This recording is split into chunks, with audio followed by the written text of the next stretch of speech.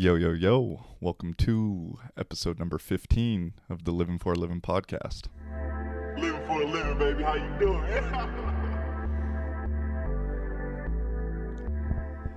Oh, and boy. I saw it on Instagram. What a week this year has been. I feel like every time I turn on the podcast, especially lately with everything that's going on in the world, there's some new thing, something crazy to be mad about, something to be upset about. Something. I mean, shit. We're getting mad at everything, anything and everything. I don't know what you can say right now anymore.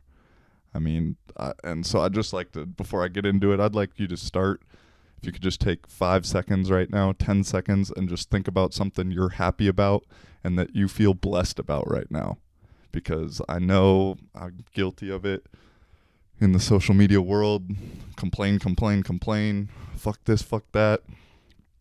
That you end up getting kind of negative and not being grateful. And I don't know. I know that there's a lot of problems that we need to fix in this world, but I also know there's a lot of things that we can be grateful for. So just take a minute. Let's be grateful for 5 seconds, 10 seconds. Change your day. I try and start my day, and when I start and end my day, I try and say thank you as my first thought that pops into my head. I got that from David Meltzer. Don't forget his last name. Dude on Instagram. And if you can train yourself to do that, man, puts you in a great vibration to start the day and to end the day going into dream state. And it's something I've been really trying to put into practice, and I'm not perfect at it every day, but it's working for me, so figured I'd share it with you. But boy, like I said, what are we mad about now? I mean, I'm not trying to make light of any of the situations. You know, I was talking about it last week. I know there's problems, but holy smokes, everyone is so angry.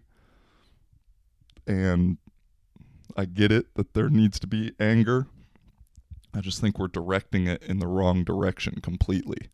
And now, I mean, on social media, it's like you can't say anything without somebody either reading into it wrong, interpreting it wrong, or just wanting to be conflicting or contrary or whatever. I mean, I got some shit from a homie I tweeted the other day and then shared it on Instagram. You know, it said, divide and conquer. It's like the name of the game. As long as we stay divided, we'll remain conquered. Like, we got to all come together in this.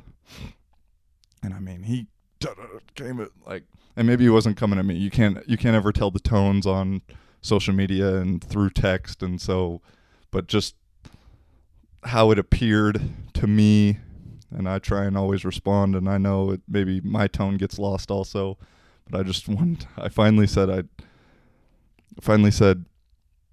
man, I didn't know that we all need to come together could just be such a controversial thing.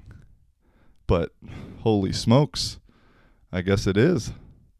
And so I'm kind of getting to the point where I'm just going to stop kind of defending or arguing or explaining myself. You know, I know deep down in my heart, like, my intention, what I'm trying to do is coming from a place of love and a place of unity and a place of togetherness. And so I feel like I'm wasting my time at times, you know, explaining things or explaining myself or arguing with somebody that won't change their mind or, you know, won't even listen, not even necessarily change their mind. I just, you know, it's very rare nowadays for us to even have a dialogue, you know, a dialogue meaning two people, one speaking, the other listening, that person thinking about what the other just said and then giving a response based on what they just thought about from what the other person just said, and back and forth, a dialogue, two things. But nowadays it's just, and I mean, I'm sitting here doing a podcast of my own, so this is essentially one long monologue. But nowadays it's just two exchanges of monologues that people are mad or passionate or emotional about or whatever, and neither side actually listens to the other side. And then as soon as you say one thing that the other side doesn't agree with, you get, oh, well, I don't even care what you have to say. Your opinion doesn't matter. I don't agree. Da da da. And then shuts it off. And it's like, I don't know if you know this, but that's not how understanding works. Understanding and comprehension. Like, the only way it happens is if you go back and forth and you say, oh, well, yeah, so you see it like that. That's not exactly how I see it because of this, that, and this, and I had this experience, and, and that gets to the next point. Everyone can only understand you from their own perspective, and our perspectives are based on experiences and at times education and things we've learned and we've read it. But for the most part, I'd say like 90% is based off of experiences that we've had personally. And so no one's ever going to understand you the way you understand yourself. And so this is advice to myself as much as it is to anybody else. And so stop expecting people to understand you the way you understand yourself, because it's impossible. No one's ever been in your shoes.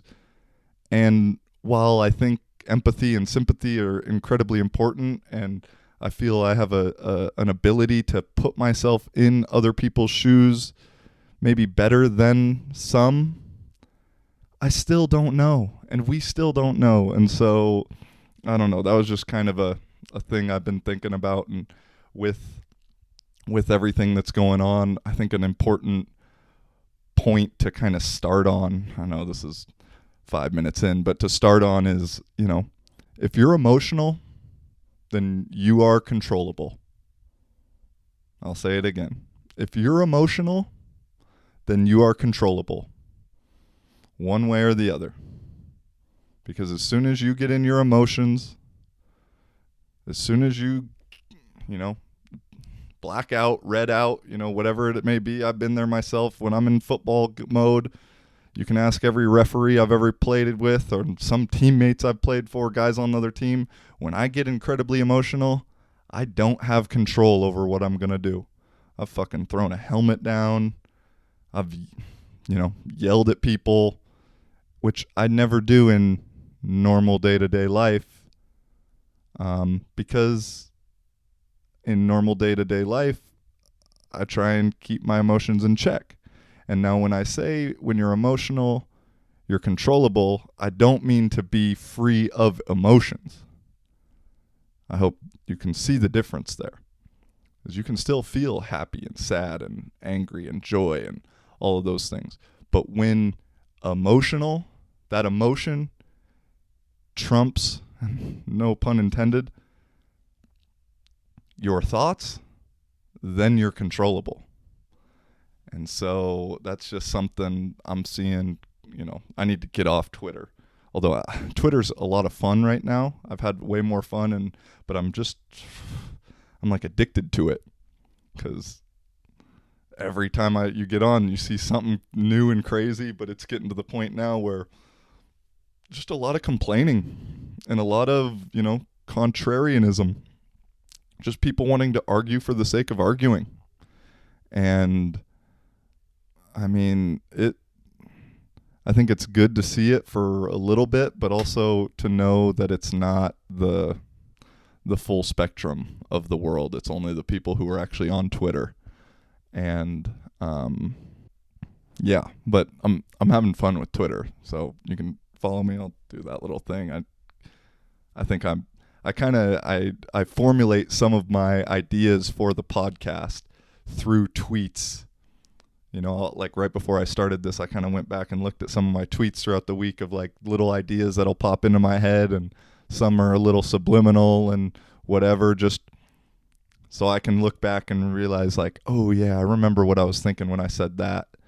And some things I don't want to fully come out there in public with yet. And so, yeah, I'm having fun with Twitter, but I mean, I've gotten into some arguments over the last couple weeks, or discussions, I'm going to call them, because from my side, they weren't arguments. I was speaking, or the tone in my mind was exactly how I'm talking right now, that kind of baffle me. But at the same time, I also understand, you know, like I've said before, you're free to think whatever you'd like. It's just important to recognize that, and no one's really right in a way, and don't misconstrue that for what I'm saying, but just we all have different reasons to think what we think, and we've gotten to that conclusion from certain different ways, and it's just important to understand that everybody's gotten to their different conclusion a slightly different way. Back to the nobody can understand you the way you understand yourself. And so, no, that's been a fun thing for me. It is just frustrating because, like I said, it doesn't seem like you can say anything or do anything without some criticism from the other side, unless it just aligns perfectly word for word with whoever on the other side is. I'm talking left, right, up and down, whatever they think. It has to align just perfectly. And if not, then people will find the smallest one word out of a 2-paragraph thing to be mad at. And then, it's something else. So, I don't know. I think it's just, let's be aware of that, huh? Now, I think it's all that's being talked about right now, and it's all, primarily all I've been seeing on social media. And so I'm going to kind of get into it and update my thoughts with the whole George Floyd murder and protests and everything that's happened consequently because of that. And I got to say, I'm not going to get into this isn't a debunking episode or anything, but I think the George Floyd thing was a setup. Now that I've been able to sit back and look at the big picture zoomed out and seen some things and read some things and connected a few dots, like, to me, there's no doubt in my mind it's a setup, with, like I said, no doubt. And a couple things that I just want you to look at, or, I'm not going to get into the full thing right here, but the first thing that made me start to think this a week or so ago, and I didn't talk about it a week ago, was for an ambulance to be called for a police stop or a police arresting, whatever you want to call it. It's not like an ambulance gets called every time someone gets arrested, right? And so if an ambulance is called, it means that the person being arrested, the detainee, is having some kind of problem. And from some other angles and stuff, like, it looks kind of like he could be having a heart attack during this time, which I'm not like excusing, like, oh, the guy on his neck didn't kill him. Like, it's even worse, you know what I mean? But to the point is, someone had to call the ambulance because he needed medical attention. And so if that's the case, then why the hell would you be on the back of his neck for 8 minutes while you wait for the ambulance? And then go back into the way he looks and how calm he is and all those kind of things. Like, that's another side of it. I'm just trying to go from this new idea, or for me saying it in public, it's new. And then following the ambulance thing is, as you watch, the people who get out of the ambulance are not medics. They're policemen.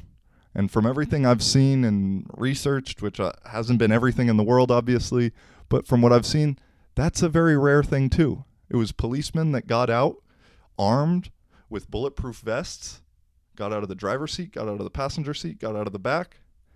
They rush up to him, put the stretcher right next to him.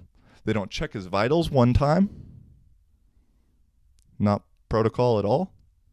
And then they just flop him onto the gurney, put him back in the truck, and whisk away.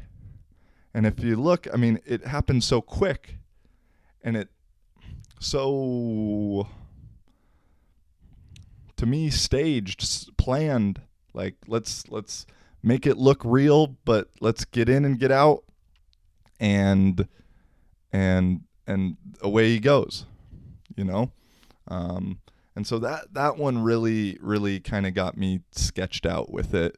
And then some of the other things that, I mean, if you look at the mugshot of the cop, Derick Chauvin or whatever the hell his name is, his mugshot compared to what he looks like, the dude's hairline is completely different.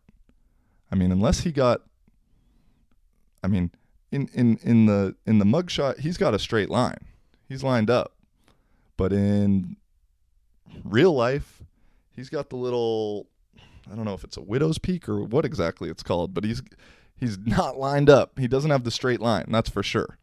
And also I've seen another thing of like his ear, like the eye line to ear ratio, you know, like if you draw a line, like this dude in the picture, like the facial symmetry is similar, but it's not the same.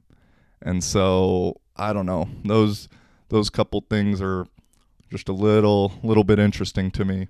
And the whole timing of everything is very peculiar to me, with, you know, COVID kind of becoming apparent that it was over exaggerated and overblown a little bit.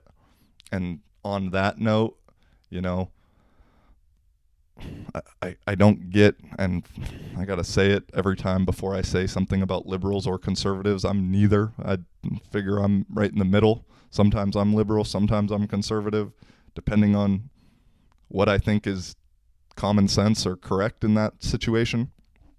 And so, but the liberals on social media and everything during COVID happening, urging everybody to stay home, just ride it out, trust the government, stay home, celebrities on, you know, just ride it out.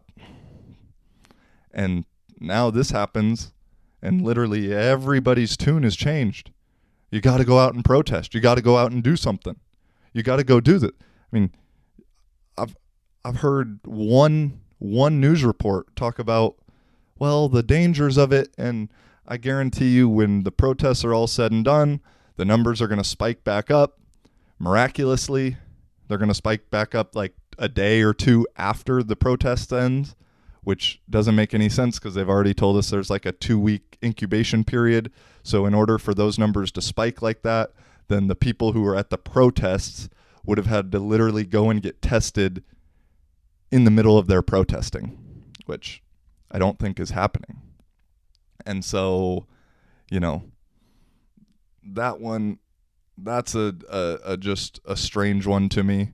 And then with the back onto the timing of everything, old Joe Biden, 2 weeks ago, a week before the George Floyd incident happened, is on talking with Charlemagne the God and says the if you don't know to vote for me over Trump or whatever, then you're not black. And he was taking a lot of flack for that, which rightfully so.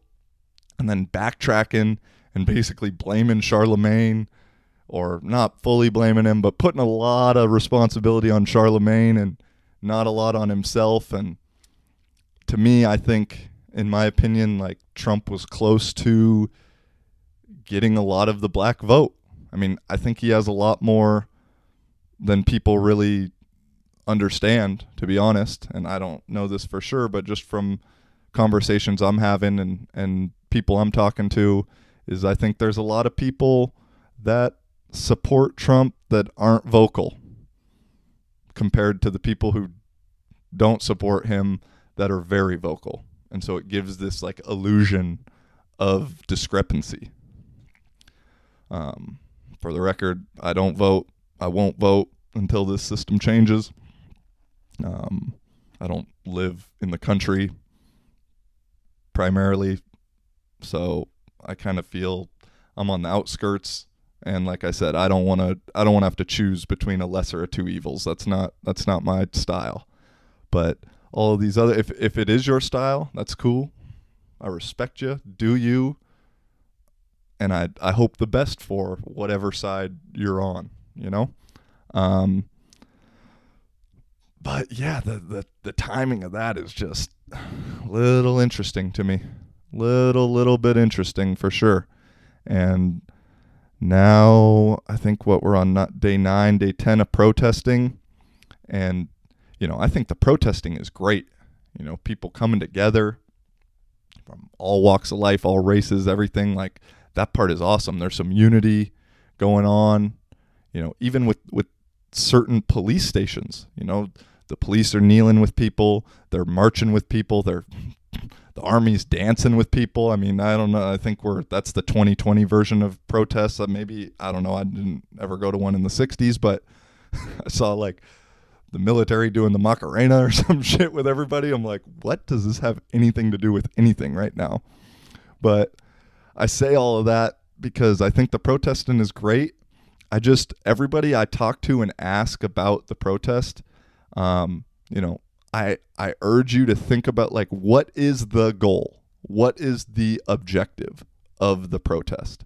Because in my opinion, while I think protests are great to bring awareness and I guess make a statement, I don't feel like they're very successful in bringing change. You know what I'm saying? And so maybe, you could argue, and I'll get on board with, you got to bring the awareness and make the statement to get the change.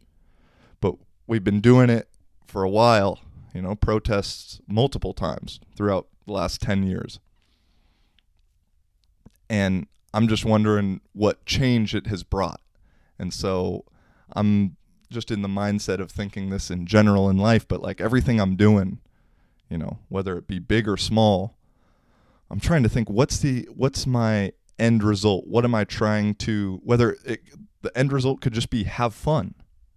I'm speaking very broad right now, but I wonder, and I've talked to some of my buddies and people that were protesting and did the, in Seattle, we're on the highway. And I asked a friend, I said, well, what's the goal of that? And it's just to, make a statement and do that. And I said, okay, well then, yeah, I see it. That does work then. I mean, I think you're sometimes doing more harm than good because you're inconveniencing people that have absolutely nothing to do with the situation or, don't want to have anything to do with the situation, which is also their right. They like, everyone's free to live how they want, especially if they're being respectful and courteous and all those things. And so I think sometimes you can make more enemies than allies with certain things like that, but that's just how I feel. And,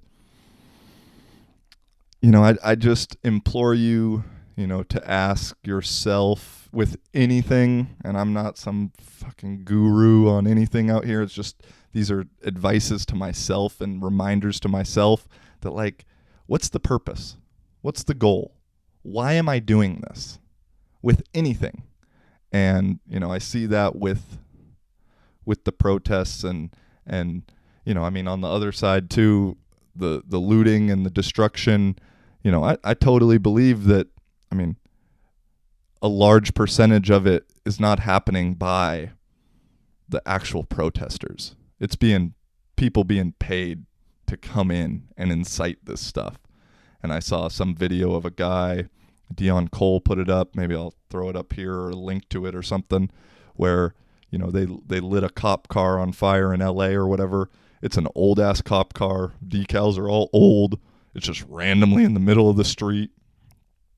And there's like a team of like 4 or 5 people. Pretty sure, I mean, I can't say they're white, but they have lighter skin, dressed in all black. You can only see their like eyes right here, with the bandanas, all that stuff. And I mean, they're like a Navy SEAL team. The way they break the windows, get that thing on fire, somebody puts something there, pop, pop, pop, and then like a minute and a half, bam, that car's on fire. And so, and those people are out. So I think it's all part of this bigger plan and this bigger game than we even fully understand. I think sometimes we choose to be naive in certain situations.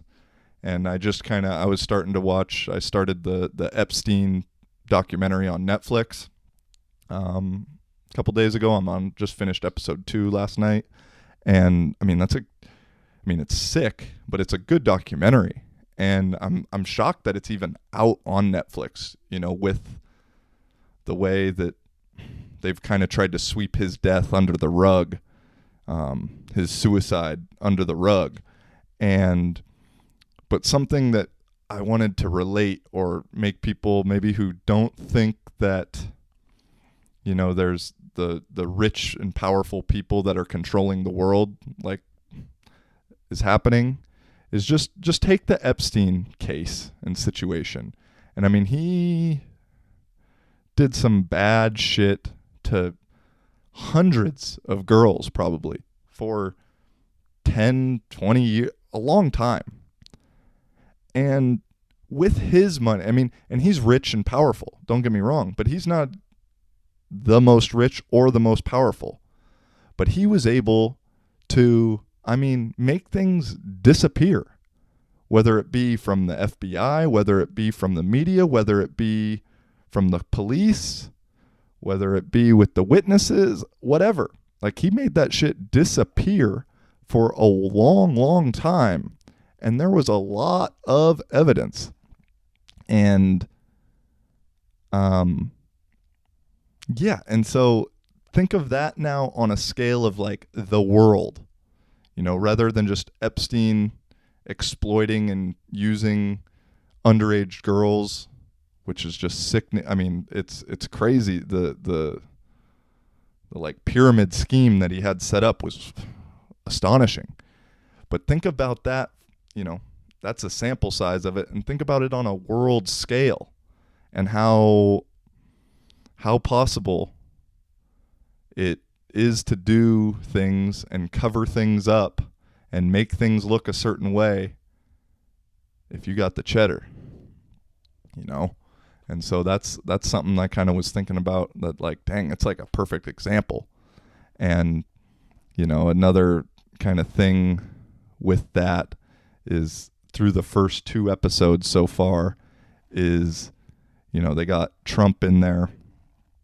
And it's not really like he's fully involved in it, but, either they met at Trump Estates or they met at somewhere, or there's just a picture that Trump is in, just like, and they kind of like leave that zoomed out or zoomed in, and I'm not saying that Trump never did anything, because I don't fully know, but that's just like another weird thing to me on like propaganda to make him look even worse.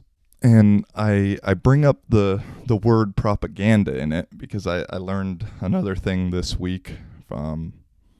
I'd kind of heard it before, but I hadn't really looked into it. But my Instagram buddy Ryan Mintz had a story and a little article kind of thing on how in 2012 the let me see, what's it called here? The Smith-Mundt modernization, that the Smith-Mundt Modernization Act in 2012 was revised or reenacted or something, which basically allowed the U.S. government to start creating or tailoring things that could be considered propaganda for the U.S. market. And so if you kind of think about it, zoom back out objectively and go from 2012, and it was signed off by Obama. If you look at some of the media, the media's always done that kind of, but Netflix, Hollywood, the movies and things that have come out, there's been a lot of things about, end of the world, zombies, aliens, riots, partying, end of the world type of scenarios. There's been a lot of things about like viruses or something that infects us and makes us kill ourselves, or ends the world that way. And then there's also a lot of stuff with like aliens and or alternate worlds and universes or whatever.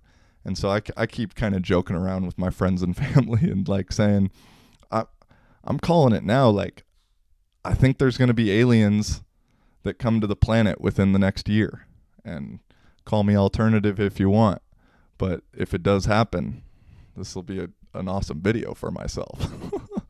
But I think all of that's just part of the conditioning and part of the programming and just making things more normalized for us so that when it does happen, it just doesn't seem so out of this world. Our mind registers it as like, oh, well, I've seen this before. This is exactly how it happens in the movies. And so it's just, I don't know, something to think about. And what else would I want to say? Oh yeah,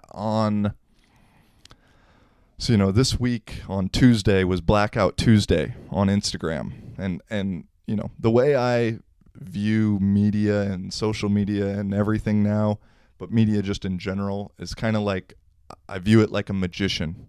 And so if the magician's trying to get you to look over here and, do this, and here's a pretty girl over here, it means that he's doing something over here, And so I saw that Blackout Tuesday. I'm like, to me, it just didn't make sense because I was like, there's so many other ways or things that we could do to show support. I mean, let's post all our pictures in black and white. I heard that. That would have been a cool, but instead we just black everything out. And yeah, it shows that you're with the cause from a very outsider perspective looking in. And it's like the easiest way to show you're with the cause. Very minimal effort. But to me, it's doing nothing. If anything, it's harming anything that more than it's hurting. Because by doing that, now the content that's actually informational and factual and educational and helpful is just getting pushed down, out of reach. And so no one is getting to see that, because you guys all know how the Instagram algorithm works. It's not just going to randomly pop back up a week from now. And so I kind of did a little digging and tried to figure out what else was going on in the world that day. And ironically, Hillary was in court for the emails. But was that on anybody's mind? Or did anybody know about that? No, they didn't. And I mean, some did, but that just kind of under the rug. And, I think it's important to think about all that kind of stuff when we're being told to look over here, focus on this, focus on this, focus on this. It means that something's happening over here.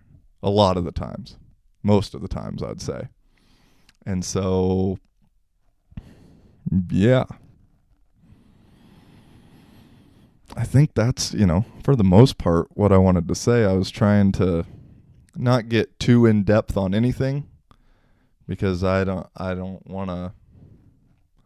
That's not the goal of this. I'm not trying to be some truther or investigative journalist or whatever you want to call it, YouTuber. I'm just trying to speak my mind and some things that I've noticed, because I think that I'm able to view things as pretty objective, especially not having lived in the U.S. for a majority of the last 5 years. And so being able to kind of, I'll be honest, I almost watch American media like it's a TV show. And like what's happening in the States is almost like a TV show. It's like you hop on Twitter, like, what's going to happen on next episode? And it hurts in one way, because, I'm proud to be an American and I want to see our country do better. And on the other hand, though, it's kind of, I think, a natural like a natural way to like just not justify but rationalize everything. And it's just turned that way. And so yeah, we're our own reality TV show now. It's true. For the rest of the world. And when you're inside of the picture, when you're inside of the frame, it's hard to see the whole picture. When you're it's hard to connect the dots when you're on a dot. And you can't even really see if there's another dot nearby you. But that's why I always kind of encourage to try and zoom out emotionally and objectively and try and look for a couple other dots. Try and see the whole picture frame.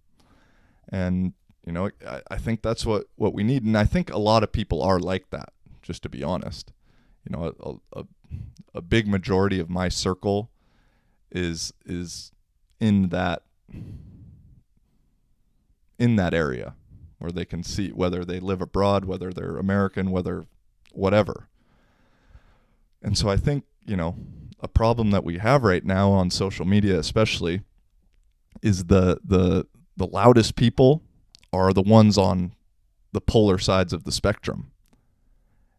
And it's the people in the middle who kind of see things for what they really are that aren't speaking up as much.